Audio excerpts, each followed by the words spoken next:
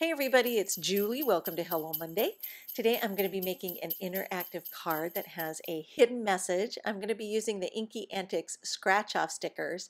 I actually got this idea in the middle of the night and thought it would just be too stinking cute to create this snowman with a scratch off effect. So I'm going to be using the Fat Pants stamp set primarily because it has almost every single element I'm going to need for this project, minus like a little greeting that I'm going to borrow from another set. You'll see that in a second. But in the meantime, I'm going to start with an A2 card. This is Nina Solar White, cut to 5.5 inch by 8.5 inches, and then I scored it at 4.25 inches. And I'm going to mask off the gutter crease there, just so that visually I can see where I'm working on the front of the card and what space confines I have to work within. I like to work with my cards open and flat instead of folded, so I just get better impressions this way. So I'm going to also be working with some pigment inks by Avery L. and Mama Elephant, and the method you see me using here to create my snowman is the solid dot or circle from the stamp set, and I'm actually going to use a method called rock and roll.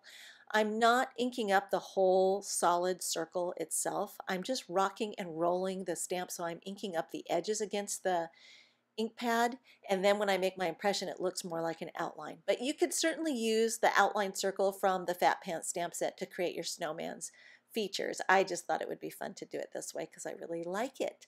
And then I'm going to grab the little facial features, go ahead and get those inked up with black ink, and then I'm using strawberry here to make the little Santa hat part. So luckily this Santa hat has different components, so you can kind of style it different ways, and I decided to use that little plaid portion there to create the brim of the hat.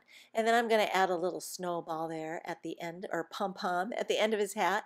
I borrowed the Stay Cool from the Warm Fuzzies and went ahead and trimmed it in half. Cut it in half, did a little stamp surgery, but that's going to make it fit within the confines of my snowman's midsection. And I went ahead and stamped that with black ink as well, and then I'm going to grab some orange ink. This is Orangeade by Mama Elephant, to get his little carrot nose in place. I'm going to hand draw his arms because they aren't actually part of the stamp set, and it's pretty easy to draw those little branches there. Now I'm going to take the post-it note that I already used to mask off, and it occurred to me like I want a snow line, and this came to me mid-project, so I'm kind of winging it here.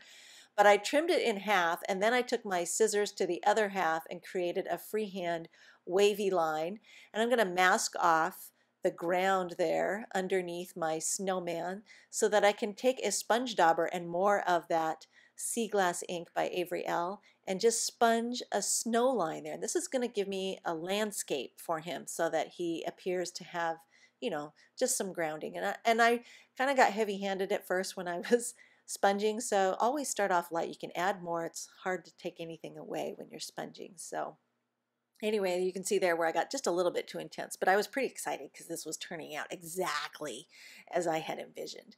So now I'm going to add some little snowflake images using that kind of asterisk shape as my snowflakes, and I just shifted that post-it note there to the left so that when I stamp off the edges, I like to have things bleed off the edges there. I don't get ink on my work surface. I flipped it over to go ahead and crease the fold line because sometimes if the ink is still wet, I smear it with my fingers or my bone folder, so I just flip it over onto some clean scratch paper so I can go ahead and crease that with my Teflon bone folder. Now is the fun part. I'm going to grab one of these 1-inch scratch off stickers, and I usually peel it off there and get a hold of it with my tweezers because my fingers are in the way and I can't see where I'm placing it, so I just grab it with the tweezers very quickly so I can get it anchored down. And then again, I'm going to flip it over and burnish from the back side to make sure I don't inadvertently scratch it beforehand. And then I'm just going to hand letter the words scratch here because I don't have a stamp that says that. And boy, that's an idea for another stamp set, isn't it? I should get on that right away. And drew a little arrow there, but I just used one of those Copic multi-liner pens to quickly write that. And then the card is almost finished. I need to have something for them to scratch with, so I've got a shiny copper penny and then just added some coordinating washi tape there to anchor it in place inside the card. I'm going to add some stickles there to my little snowflakes. This is silver stickles, and I love the fact that it will coordinate there with the silver scratch off sticker. And then I'm going to add some tropical tangerine to my snowman's carrot nose. And because it's kind of a delicate image, I'm just going to get a little bit of it started there, and then I'll use the tip of my stylus to just spread it out and get a nice even coating all over it. That just works a lot better than trying to use the nozzle of the Stickles bottle. And there you can see it all finished, and the person will know what to do when they receive this. And I know a little person who would love this. And then when they scratch it away, there's the greeting. We have all the supplies available at ellenhutson.com and more still shots available at the Classroom blog. Thanks for watching and happy holidays.